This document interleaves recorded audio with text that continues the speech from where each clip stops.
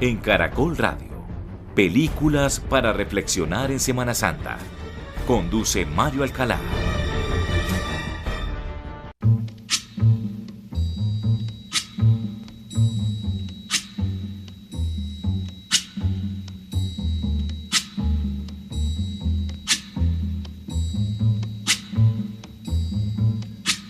When the night has come and the land is dark. Un saludo muy especial a todos los oyentes de Caracol Radio en Colombia y en el exterior en este viernes 18 de abril, Viernes Santo. Y a partir de este momento y durante los próximos minutos estaremos aquí en Caracol Radio en un especial que hemos titulado Películas para reflexionar en Semana Santa. Y nos salimos un poco del molde de las películas bíblicas, de las películas épicas, de las películas obligadas en la Semana Santa y tenemos un enfoque más con ese tipo de producciones que invitan a la reflexión, que hablan y que tienen implícito también mensajes cristianos, pero además vienen bien para hacer reflexiones acerca de la fe, de los milagros, de las relaciones interpersonales y de todo lo que viene bien para pensar, para meditar en un día como hoy, en un Viernes Santo, una fecha muy importante para los católicos. Así que sean ustedes bienvenidos, esto es otro especial de película en Caracol Radio más compañía.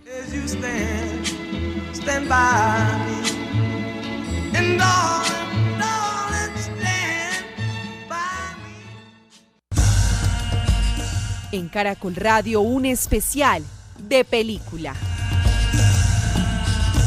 Oí una potente voz que provenía del trono y decía: aquí, entre los seres humanos está el santuario de Dios, Él habitará en medio de ellos. Ellos serán su pueblo, Dios mismo estará con ellos y será su Dios. Enjuagará la lágrima de los ojos. Ya no habrá muerte, ni llanto, tampoco lamento ni dolor. Y con la cortesía de la plataforma Max, hablamos de una producción de 2023 enmarcada en el drama, que también habla acerca de la fe y con tintes de comedia. Un largometraje de 1 hora 30 minutos de duración, titulado originalmente The Miracle Club, y que se presenta en la plataforma de Max como El Club de los Milagros.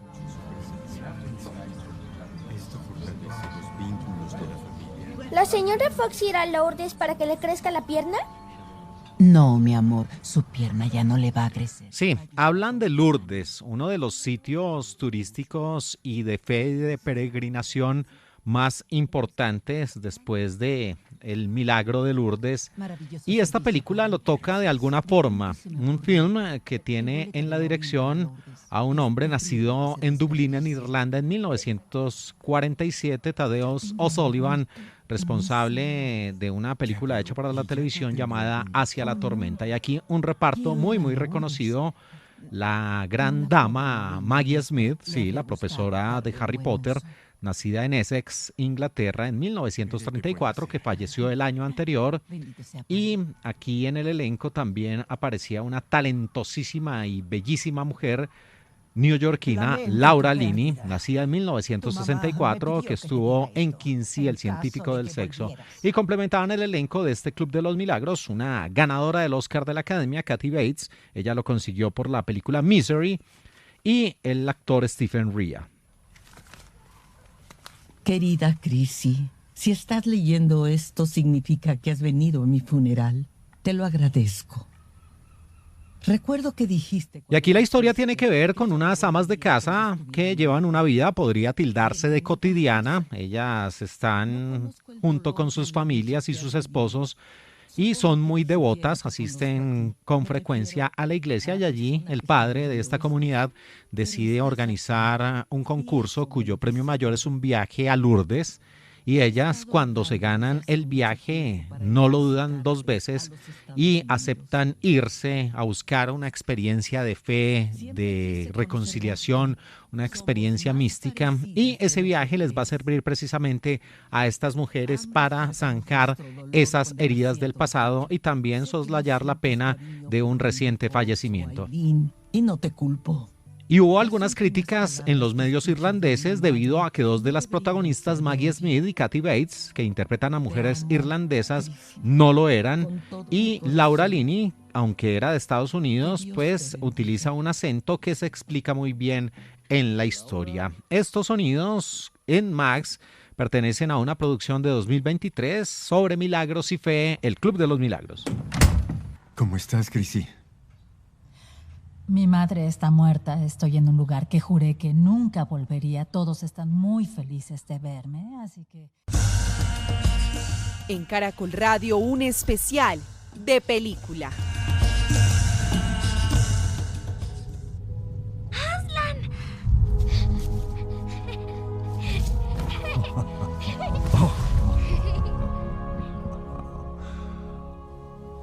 Sí, eres tú. Lo sabía. Pero se negaban a creerme. ¿Y por qué, a pesar de eso, no viniste a mí? Y aunque este largometraje del año 2008, en teoría, es una superproducción de fantasía, aventura, acción, en la práctica es un largometraje que tiene un implícito, un claro lenguaje que habla sobre la lucha entre el bien y el mal y sobre la cristiandad. Una película de 2008, de 2 horas 30 minutos de duración, titulada originalmente The Chronicles of Narnia, Prince Caspian, y que se presentó y se presenta en Disney Plus como Las Crónicas de Narnia, el Príncipe Caspian. Al igual que tú. Desearía ser más valiente. Si fueras más valiente, te convertirías en una leona. Ahora, nuestros amigos ya durmieron suficiente, ¿no crees? Y ahí está el rugido de Aslan, que en turco significa león, en la cinta dirigida por Andrew Adamson, un hombre nacido en Auckland, en Nueva Zelanda, en 1966, y que también estuvo en la realización, en la dirección de El León, la Bruja y el Ropero, la precuela de esta cinta de 2005, y también fue el director de Shrek. Y ese príncipe Caspian era un actor londinense nacido en 1981, el señor Ben Barnes, que también estuvo en La Gran Boda y en una malograda saga, bueno, era el inicio de una saga, El Séptimo Hijo.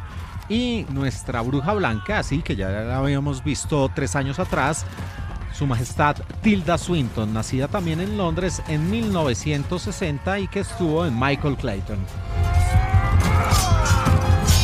Y continuaban esos clásicos personajes de Edmund, también de Lucy, interpretada por Georgie Henley, de Peter y de Susan. Bueno, y todo tenía que ver con el señor C.S. Lewis, Clive Staples Lewis, que nació en 1898, murió en 1963, un amigo cercano de Tolkien, el mismo del Señor de los Anillos. Ambos autores fueron prominentes figuras en la Universidad de Oxford y de ahí en adelante pues empezaron cada uno a forjar sus propias escrituras. Las más célebres, por supuesto, del señor Lewis fueron las Crónicas de Narnia. Él fue bautizado en la iglesia de Irlanda, pero durante su adolescencia se alejó de su fe y se definió como ateo. Y debido a la influencia de Tolkien y otros amigos, cuando tenía cerca de 30 años, se reconvirtió al cristianismo, siendo un seglar muy común en la iglesia de Inglaterra. Y esta historia pues habla acerca del príncipe Caspian, que es una historia de la lucha del bien contra el mal, ambientada en un tiempo en el que los verdaderos narnianos que creen y siguen a Aslan, que prácticamente es el símil o la comparación de Cristo, son obligados a ocultarse tanto física como simbólicamente. Y el pequeño grupo de creyentes también se ve forzado a esconderse en un montículo que hace parte de un lugar mágico y que después sirve para ese sacrificio, como si fuera la crucifixión para el propio Aslan a manos de el ente que simboliza el mal, esa bruja blanca. Y otro tema también es la marcada diferencia entre creyentes y no creyentes, simbolizados por los antiguos narnianos, aquellos que se mantuvieron fieles a Aslan, y los telmarinos y algunos de los enanos, especialmente Nicabric. Los antiguos narnianos se caracterizan como aquellos que perseguían a esos creyentes. Y aunque el papel de Aslan, el personaje narniano más famoso, es considerablemente menor en la película que en el libro, casi que el 95% de la película transcurre sin él. Una de las grandes diferencias entre la adaptación cinematográfica y la novela. Y antes de filmar, Ben Barnes pasó 2 meses en Nueva Zelanda entrenando y aprendiendo a montar caballo. Estos sonidos pertenecen a un largometraje del año 2008, una película que, insisto, en teoría es una historia épica y de aventura, pero que en la práctica tiene implícito su mensaje acerca de la lucha entre el bien y el mal, El Príncipe Caspian, las Crónicas de Narnia de 2008. En Caracol Radio, un especial de película. Pensaba que sería más complicado. Bueno, me temo que no es tan simple. La parte esencial de la penitencia es un arrepentimiento firme y verdadero, motivado por la fe y el amor de Dios. Esto se llama contrición perfecta. La contrición imperfecta surge de un motivo menos puro, como la decencia común o el miedo al infierno. Y por supuesto, estas épocas, además de reflexionar, también sirven para hacer penitencia, para arrepentirse de los pecados. Y con estos sonidos que tenemos de fondo en el español latino, cortesía de Netflix, hablamos de un largometraje que toca ese par de ámbitos. Un film de 2022 de 2 horas 4 minutos de duración, titulado originalmente Father Stu, y que se presenta en Netflix como El Milagro del Padre Stu. Hola. ¿Cómo es que no me enseñaste a atar una corbata? ¿De dónde sacaste una corbata? De cuando fui al tribunal. A tu papá nunca. Y aquí la dirección corrió a cargo de una mujer, Rosalind Ross. En el pasado ella había hecho apenas un par de cortometrajes. Esta fue su ópera prima y tuvo como gran protagonista y como productor a Marky Mark, a Mark Wahlberg, nacido el 5 de junio de 1971 en Boston, Massachusetts, el mismo hombre de Boogie Nights, Juegos de Placer, que también estuvo en The Fighter y en The Departed, Los Infiltrados, y un reconocidísimo, polémico, talentoso y siempre vigente actor, productor, director, guionista Mel Gibson, nacido el 3 de enero de 1956 en Nueva York, y complementaban el elenco del Milagro del Padre Stu, Jackie Weaver y Teresa Ruiz. I can almost hear the stillness as it yields to the sound of your heart beating. Y ya pasando a la historia que nos presentó El Milagro del Padre Stu, aquí el personaje central es Stuart Long, interpretado por Mark Wahlberg, un hombre que infortunadamente por una lesión termina su carrera a muy temprana edad como boxeador. Por eso pues empieza a dar tumbos en su vida, no se halla, no se encuentra, se traslada a Los Ángeles soñando con triunfar, pero lo único que consigue es ganarse la vida como dependiente de un supermercado. Y allí conoce a Carmen, el rol a cargo de Teresa Ruiz, una profesora católica que parece inmune a su encanto de chico malo, de el hombre que prácticamente necesita que lo rediman. Y él, decidido a conquistarla, al principio pues se muestra como agnóstico, pero empieza a ir a la iglesia para impresionarla. Pero al sobrevivir a un terrible accidente de moto se pregunta si puede utilizar su segunda oportunidad para ayudar a otros a encontrar su camino, lo que le lleva a darse cuenta que él está destinado es a ser un sacerdote católico. Y por la alegría de estar ahora con los que podemos servir. Mark Wahlberg terminó sacando de su propio bolsillo esta película para financiar el proyecto porque fue rechazado por varios estudios. Él abandonó incluso su régimen de entrenamiento físico porque es un hombre que se caracteriza por tener uno de los mejores cuerpos de Hollywood y aumentó deliberadamente una cantidad significativa de peso para este papel. Y él, en la vida real, Mark Wahlberg, es un devoto católico y un sacerdote lo animó a contar la historia del padre Stu. Si quiere una puedo traérsela, pero... gracias, muchas gracias. Yo no tomo. Y Mark Wahlberg explicó en una entrevista que recibió una amable carta de una mujer musulmana que entró accidentalmente a la película en el cine confundiéndola con Uncharted. Sin embargo, a ella le encantó la película considerándola extremadamente hermosa e inspiradora y le agradeció su creación, explicando que la relación de Stuart Long con Dios y su fe en él eran muy similares a las suyas, lo cual la hizo muy feliz. Y esto también, por supuesto, hizo muy feliz a Wahlberg, que dijo que el mensaje que él había querido transmitir a través de su película había llegado y había dado en el punto. Simplemente soy una vasija para asistir al hombre a desahogarse de todo lo que podría separarlo del camino más... Una historia de cambio de vida, de encontrar la fe y la vocación a través también de la religión. El milagro del Padre Stu del año 2022, disponible en Netflix. ¿Sabe? Lo último que necesito es fallarle a otro padre. En Caracol Radio, un especial de película. Ensayan todos los viernes y al final del curso hacen una representación para los padres, el público y todo el que quiera ir. Este año tienes mucho que estudiar, lo sabes. Y ya tienes una actividad los miércoles. ¿Y si me levanto todos los días 1 hora antes para estudiar? Ya verás, mañana empiezo. Todo no se puede, mi vida. Me parece que hay que establecer unas prioridades y el teatro ahora a lo mejor no es lo que más te conviene. Y estos sonidos pertenecen a un largometraje del año 2008, una producción que en teoría es dramática, pero que en la práctica aborda muchísimos ítems, muchos temas los que toca Camino en sus 2 horas 18 minutos de duración, que incluyen la fe, la creencia en Dios, en los milagros, pero también esa lucha entre la ciencia y la religión, y además también habla acerca del Opus Dei, la película Camino. Quiero mucho, mamá. Y yo a ti, mi vida. Dar un beso a papá cuando vuelva. Sí. La dirección corrió a cargo de un madrileño nacido en 1964, el señor Javier Fesser, sí, el mismo responsable de una muy buena película de baloncesto y de discapacidad llamada Campeones en el año 2018. Y aquí la gran protagonista que se faja tremendo papelazo. Ella nació el 15 de mayo de 1996 en Andalucía, en España.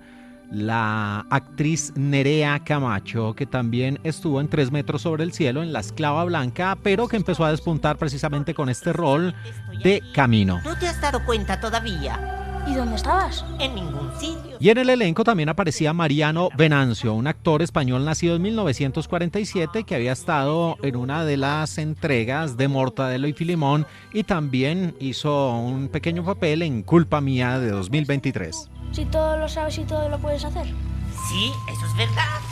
Pero ya sé cuál es el... Y también estaban Manuela Bellés y Ana Gracia. Y ya pasando a la historia que nos presentó Camino, modelo 2008, fue una película que estaba parcialmente inspirada en la muerte de Alexia González Barros, una niña que falleció a los 14 años en 1985 tras 10 meses de enfermedad por un tumor maligno. Y lo que hace este largometraje Javier Fesser es una aventura emocional que gira en torno a esta niña creyente, muy creyente de Dios, de 11 años, que se enfrenta el amor y la muerte. Y la película comienza de manera acertada en un flashback en el momento de la muerte y momentos después retrocede 5 meses para poder contar la historia desde antes del comienzo de esta enfermedad y de cómo la familia se niega rotundamente a la intervención de la ciencia y de la medicina por sus creencias, por hacer parte del Opus Dei, y por otro lado, pues esta niña alberga la esperanza de que estos tratamientos la ayuden, pero allí empieza ese debate ético y también científico. Y Nerea Camacho dudó mucho tiempo en cortarse el pelo para su papel, pero finalmente aceptó, y mientras se lo estaban cortando, pues ella no pudo contener las lágrimas, y por eso Javier Fesser, debido a la valentía que había tenido Nerea Camacho, él también se cortó su pelo.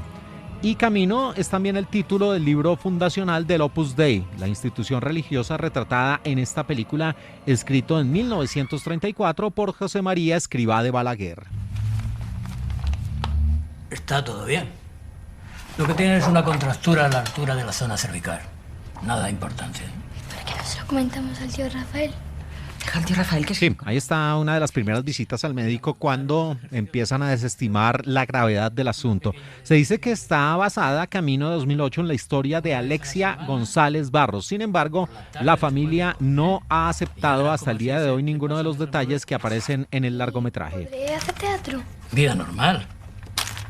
Vamos a ver cuándo hay rehabilitación. Sí, muchos temas los que toca esta película que recibió las mejores críticas de 2008 y de Javier Fesser, Camino. Mejor, los miércoles es mucho mejor. Eso ya llaman ustedes.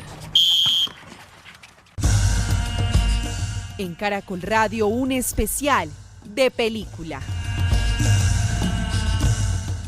What are your plans?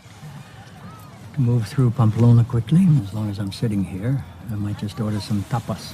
Señor. They're called pinchos. I beg your pardon, Yost. In Pamplona, they're called tapas. Here in Pamplona, it's tapas. I just read that. You see, unlike the Dutch guidebook, which may be directing you to the nearest party. Sí, ahí tienen una amable discusión acerca del nombre correcto de un plato de la gastronomía española. Dos de los personajes de esta maravillosa, vibrante, entrañable, para reflexionar acerca de muchos temas, pero especialmente acerca de esas relaciones difíciles que se dejan perder por el orgullo. The Way, El Camino de 2010. Las tapas y los pinchos parecen lo mismo, pero no lo es. Porque la tapa viene como en un plato grande, ¿eh? Los pinchos van como en platos separados, más pequeñitos, más trabajados. Sí, ahí la explicación está clarísima. La diferencia entre tapas y pinchos. En este film, dirigido por Emilio Esteves, que nació en Manhattan, Nueva York, el 12 de mayo de 1962, y que aquí trabajó con su padre, con Martin Sheen. Lo que pasa es que Emilio Esteves cambió su apellido para desligarse un poco y no vivir a la sombra del tremendo nombre que dejó Martin Sheen. El hombre nacido el 30 de agosto de 1940 en Dayton, Ohio, en los Estados Unidos, el famoso Captain Wheeler de la mejor película de guerra en toda la historia del cine, Apocalypse Now, que también estuvo en The Departed. Y aquí en El Camino, The Way, era el personaje de Tom. Wears off quick, I promise. You know each other? Sorta. What are you looking to score? Oh, something for sleep. Y esa mujer que habla ahí fue una importante actriz en cierta parte de la historia. Ella nació el 12 de mayo de 1966 en British Columbia. Deborah Kara Unger. Sí, impresionante mujer rubia de 1,70 m de estatura que estuvo en Silent Hill y también fue Christine en El Juego, The Game, la película con Michael Douglas. I tried to quit once, but then I thought, why? My grandmother. Bueno, y esta película habla también sobre fe, sobre peregrinación y sobre uno de los recorridos más importantes para ciertas personas, insisto, en el campo de la fe, el famoso Camino de Santiago, el Camino de Santiago de Compostela.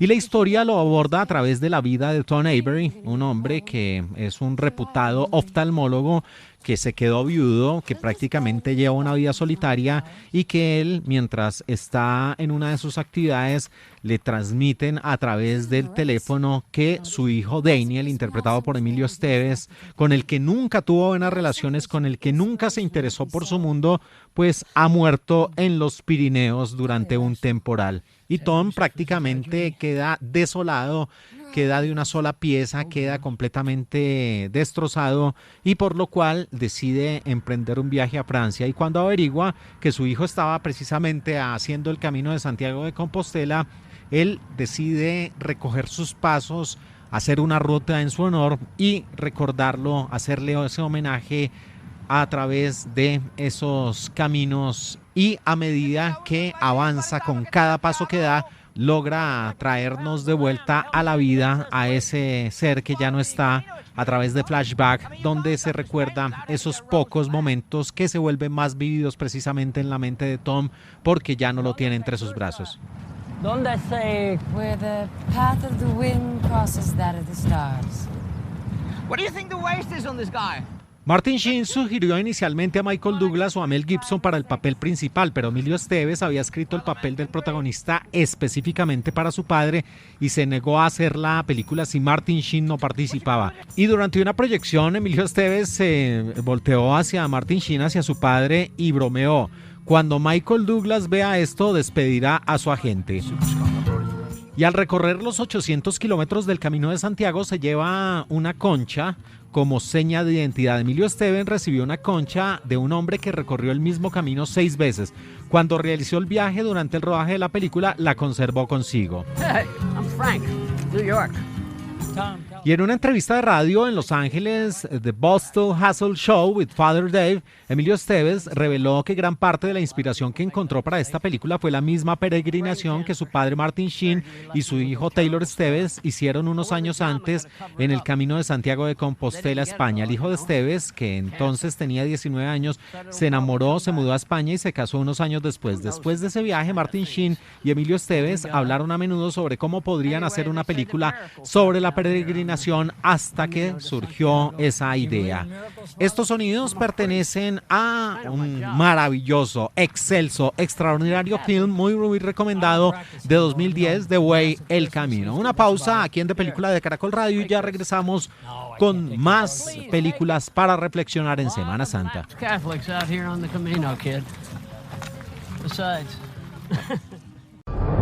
Ya regresamos con Películas para reflexionar en Semana Santa. Continuamos con Películas para reflexionar en Semana Santa. No quieres entender lo que te estamos diciendo. Lo entiendo perfectamente, pero ninguno de nosotros tomó la decisión de vivir aquí para estar bajo la protección de un gobierno corrupto. ¿Me equivoco? Cristian, no te elegimos para que tomaras decisiones solo. Y después de la pausa continuamos aquí en las estaciones de Caracol Radio en este especial de Viernes Santo que hemos titulado Películas para reflexionar en Semana Santa.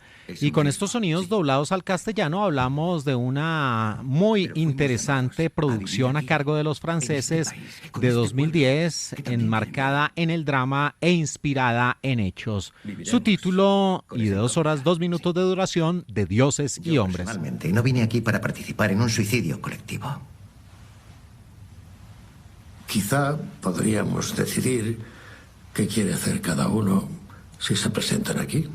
Y aquí la dirección corrió a cargo de un actor, guionista, productor y realizador nacido en 1967 en Francia, el señor Xavier Bivot, que en el pasado también había hecho una película titulada No olvides que vas a morir. Y en el elenco de Dioses y Hombres sobresalen la presencia de 2 actores muy reconocidos, uno de ellos nacido en 1958, el 3 de agosto, el señor Lambert Wilson, el famoso meruvingio de las entregas de Matrix Revoluciones y Matrix Recargado, que también estuvo en Timeline en 2003 y que hizo infortunadamente para su carrera, para él, del elenco de Catwoman, la película del año 2004 con Halle Berry. Y otro rostro muy reconocido, una leyenda del cine parisino, nacido en el 31, falleció en 2020 en la misma ciudad, Michael Lonsdale. Él fue villano Bond, sí, en la película de 1979 Moonraker con Roger Moore. También estuvo en 1973 en una de las versiones del Chacal e hizo el papel de Jean-Pierre en Ronin de 1998 y estuvo en Múnich. Nos vas a enterrar a todos.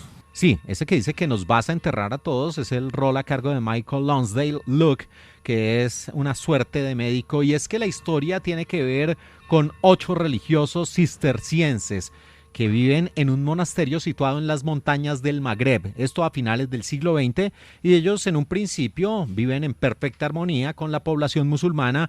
Con ellos trabajan, comparten ritos, celebraciones, incluso intercambian recetas de comida. Pero todo cambia de forma abrupta, de forma inesperada, cuando un grupo de trabajadores extranjeros es asesinado por un grupo armado. Y aunque el ejército le ofrece a los monjes su protección, ellos deciden rechazarla porque, especialmente uno de ellos, Christian, el rol a cargo de Lambert Wilson, dice que se trata de un gobierno corrupto. Y al poco tiempo, este grupo de religiosos recibe la visita de ese grupo que llevó a cabo la matanza, la masacre. Y mientras el prior se mantiene firme y consigue deshacerse de ellos, algunos de los religiosos quieren irse del monasterio, pero la decisión para poder lograrlo debe ser consensuada, debe ser colectiva. Y los monjes van a tratar de salvar la vida de varios terroristas, algo que por supuesto enfurece al ejército, pero ahora ellos tienen claro una sola cosa, y es quedarse a pesar de que sus vidas estén en riesgo. Aceptar nuestra impotencia y nuestra pobreza radical es una invitación, una llamada urgente a crear relaciones que no sean de poder.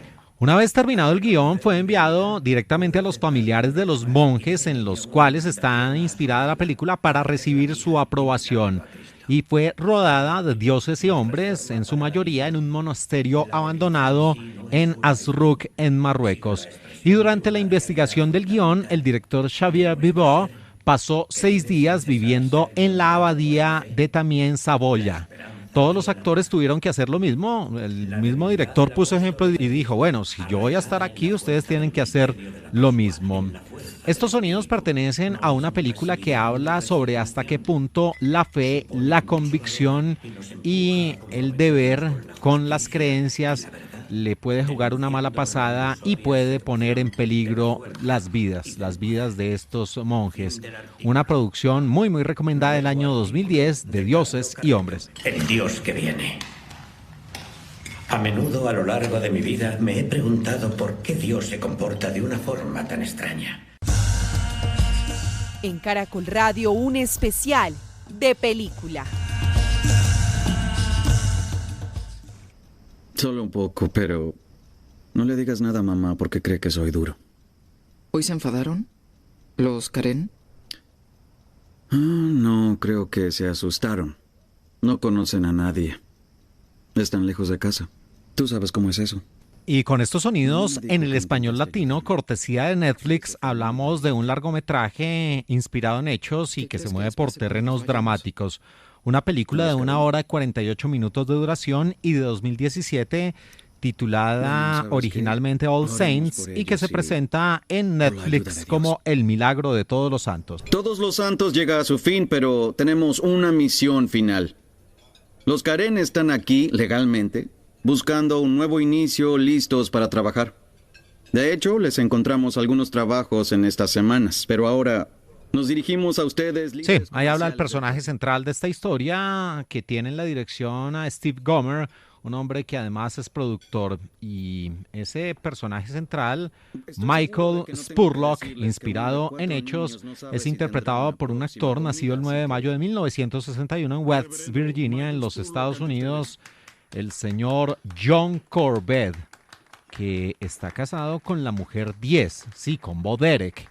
Esta unión es desde 2020, pero ustedes lo pueden reconocer, el señor John Corbett, por ser el famoso Ian Miller en las entregas de Mi Boda Griega, la película con Nia Vardalos, que en un principio, sí, ella prácticamente escribió, dirigió, produjo estas películas, y aunque la primera fue un rotundo éxito, de ahí en adelante pues quiso repelar la fórmula, como se dice coloquialmente, y no le funcionó, y siempre de la mano de John Corbett, que también estuvo en la película The Messengers del año 2007. Soy voluntario en Riverview. Tenemos un programa de servicio de empleo para los miembros. Y también aparecía una neoyorquina nacida en el Bronx, Cara Bono, que había estado en Mad Men, en la serie de televisión, a lo largo de 10 episodios, y también en Stranger Things. Muy generoso de su parte. Bueno, crecí en Todos los Santos.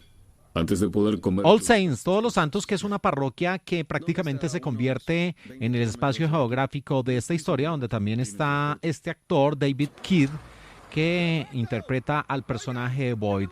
Y ya pasando a la historia, está inspirada en la vida de Michael Spurlock, un vendedor que termina siendo reconvertido a pastor de la iglesia, y en su primera misión, en su primera asignación por parte de los altos jerarcas de esta iglesia, le dicen que tiene que cerrar una pequeña iglesia de una ciudad de los Estados Unidos llamada All Saints.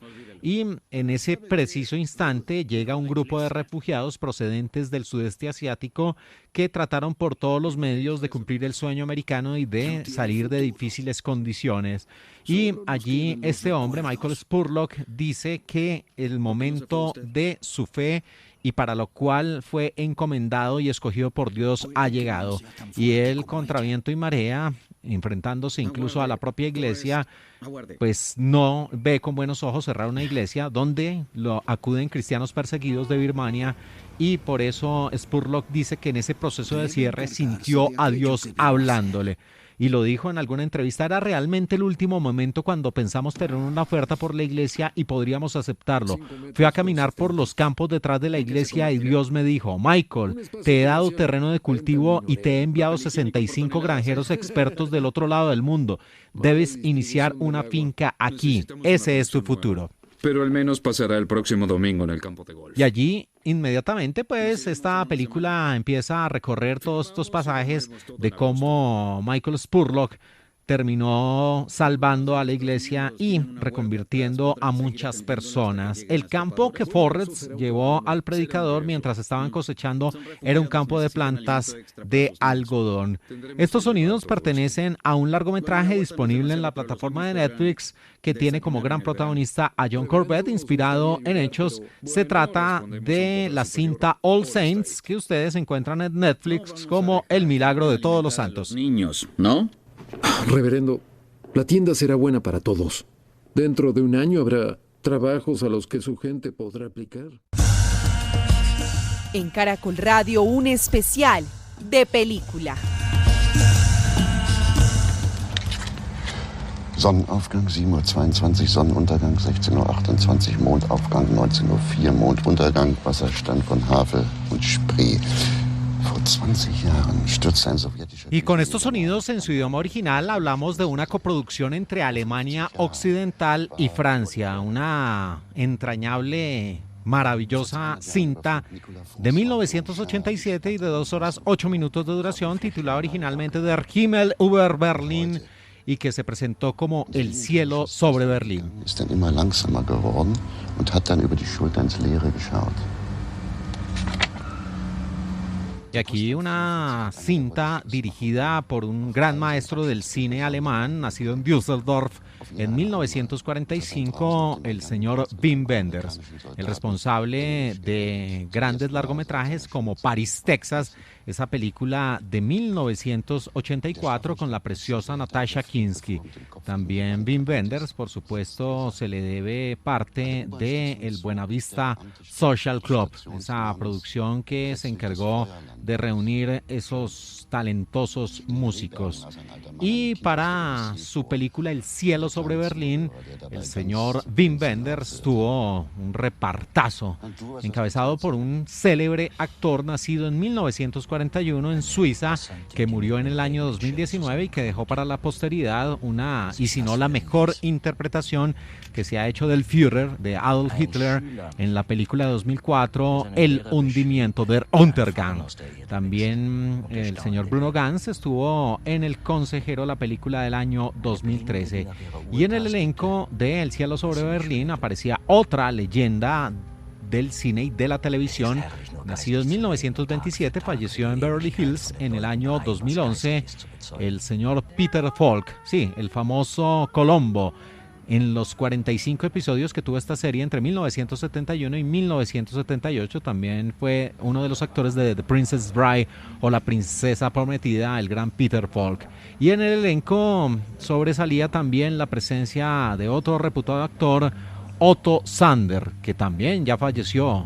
Nacido en el 41, murió en el año 2013 en Berlín, Alemania, y que estuvo en Far Away So Close, que fue la secuela de El cielo sobre Berlín en 1993.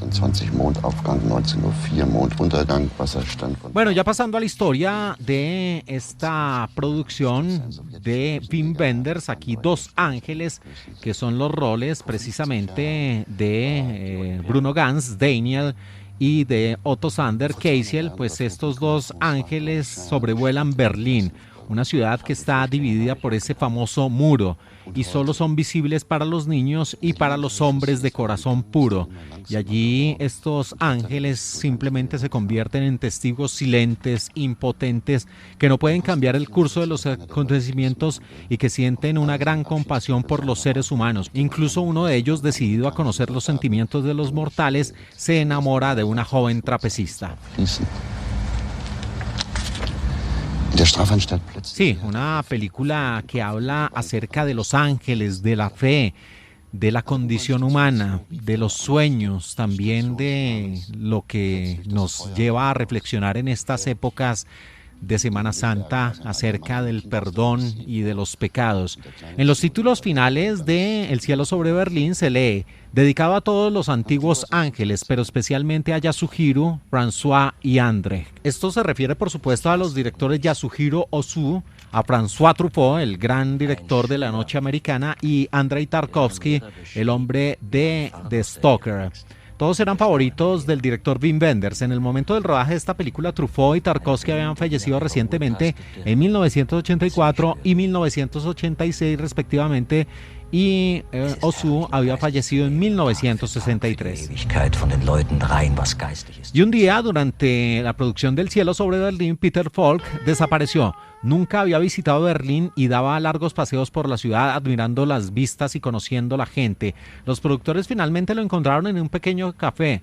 Falk quedó tan encantado con la experiencia de hacer esta película que se quedó en Berlín una semana más después de terminar su papel, asumiendo los gastos con la esperanza de conseguir más escenas. Sí, es que cualquiera queda maravillado con tremenda ciudad.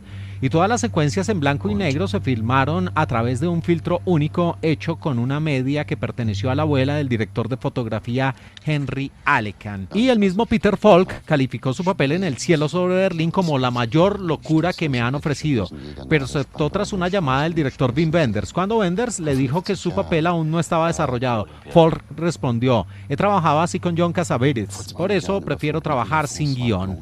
Estos sonidos pertenecen a una película maravillosa sobre ángeles.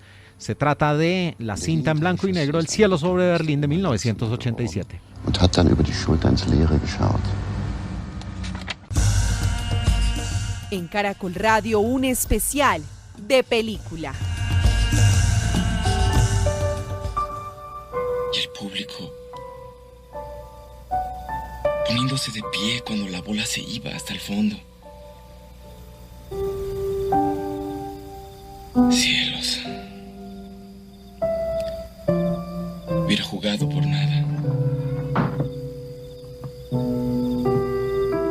Y estos sonidos que tenemos de fondo en el español latino hacen parte de uno de esos largometrajes que puede calar bien en diferentes estados, en diferentes momentos.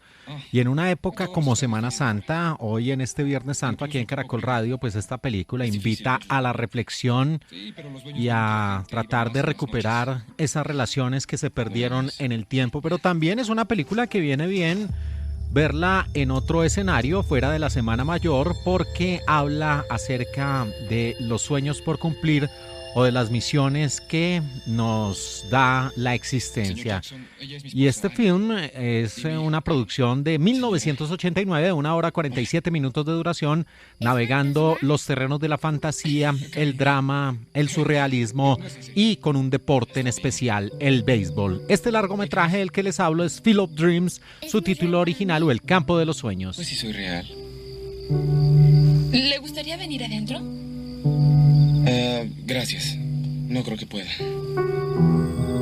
La dirección corrió a cargo de Phil Andel Robinson, un hombre nacido el 1 de marzo de 1950 en Long Island, en Nueva York, que además de El Camino de los Sueños también hizo la película Sneakers en 1992. Y un repartazo encabezado por el polifacético ganador del Oscar de la Academia, nacido en California, en los Estados Unidos, en el 55, el señor Kevin Costner, que estuvo en Bailando con Lobos, también en Robin Hood, la película de 1991, y que aquí interpretaba a Ray Kinsella. Y una leyenda del cine que murió el año anterior en Nueva York, el 9 de septiembre, había nacido en 1931 James Earl Jones, sí, la voz de Darth Vader, y que además estuvo en La Casa del Octubre Rojo, y aquí era Terrence Mann. ¿A dónde va? No lo sé. Y el elenco lo complementaba el gran Ray Liotta, el hombre de Goodfellas o Buenos Muchachos, y también, no, hágame el favor, su gran majestad, el hombre del gato pardo, Burt Lancaster, que aquí interpretaba al Dr. Moonlight Graham. Por supuesto que sí. Vas a perder tu granja. Y ya pasando a la historia de El campo de los sueños, la cinta de los Estados Unidos del 89, aquí aparece el rol a cargo de Kevin Costner, Ray Kinsella, un granjero en Iowa que trata de iniciar una nueva vida, se aleja de las concentraciones urbanas, se va a un campo en la América rural, y junto con su hija y su esposa, pues lo que trata de hacer es iniciar una cosecha, empezar de cero frente al escepticismo de las personas que le rodean. Pero él, como una suerte de símil o comparación al Arca de Noé, pues este hombre tiene una iluminación y una voz le dice que construya un campo de béisbol. Y pues obviamente todo el mundo lo tilda de loco. Su familia no entiende esta situación y él construye ese campo. Y allí nada menos y nada más llegan a jugar los White Sox, los Chicago White Sox, el equipo de las Medias Blancas de Chicago de 1919, que vienen a una época actual para jugar un último partido. Y precisamente todo esto tiene que ver con un personaje del pasado del propio Ray Kinsella. Tras finalizar la filmación, la familia propietaria de la granja conservó el campo y añadió una pequeña cabaña con recuerdos económicos a la venta. A partir de 2018, los visitantes pueden ir al campo y jugar béisbol libremente entre abril y noviembre. Y tras finalizar la película, el público que estaba en ese momento no le gustaba el título original, Shoeless Joe Jackson, que era como el sin zapatos Joe Jackson, porque decían que sonaba como una película sobre un vagabundo. Universal llamó al director y guionista Phil Aldel Anderson para comunicarle que Shoeless Joe no funcionaba y el estudio cambió el título a Field of Dreams, el campo de los sueños. Al enterarse del cambio, Robinson llamó a el señor Kinsella, W.P. Kinsella, el autor del libro, y le comunicó, entre comillas, la mala noticia, pero al parecer no le importó, alegando que Shoeless Joe era el título que la editorial le había dado. El título que Kinsella había pensado en un principio era Dream Field. Bueno, muy parecido a Field of Dreams, la película de 1989. ¿Van a jugar béisbol o qué? Tonto musculoso. Ah, sí, por lo menos tengo músculos. Claro, eso es lo único que tienes. En Caracol Radio, un especial de película. ¿No es eso lo que quieres? Con todo mi corazón. Siempre creí que hallaría el lugar donde este libro pertenece, donde se necesite, pero aún no lo he encontrado. Ya vamos llegando al final de este especial en Caracol Radio titulado Películas para reflexionar en Semana Santa, y con estos sonidos que tenemos de fondo, cortesía de la plataforma de Max, hablamos de un largometraje de 2010 de 1 hora 58 minutos de duración, navegando el terreno de lo post-apocalíptico, la fe y también la acción. Una cinta titulada The Book of Eli o El libro de Eli.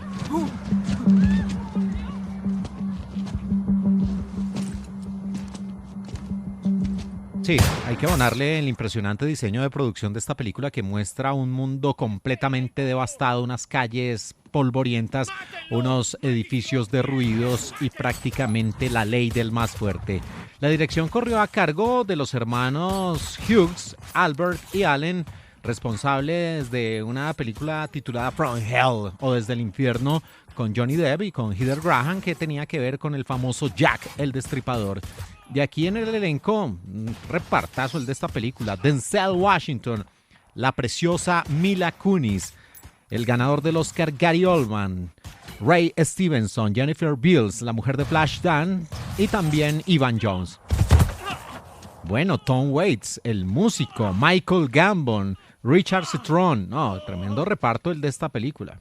Y ya pasando a la historia, después de este tiroteo que, insisto, se surte en una ciudad completamente en ruinas, pues al fin y al cabo es un futuro post-apocalíptico, pues todo sucedió después del famoso Resplandor, un evento que casi que aniquila a la totalidad de la sociedad civilizada. Y 30 años después, unos pocos humanos sobreviven en un ambiente completamente hostil, árido, sin recursos, sin un halo de esperanza. Y lo que suele suceder es, no solo en esta, sino en muchas de las producciones que plasman futuros post-apocalípticos, es que empiezan a presentarse violaciones, canibalismo como en The Road, la película con Viggo Mortensen, y salvajismo que imperan en unas derruidas ciudades donde el más fuerte y el que posee el agua es el que pone las condiciones.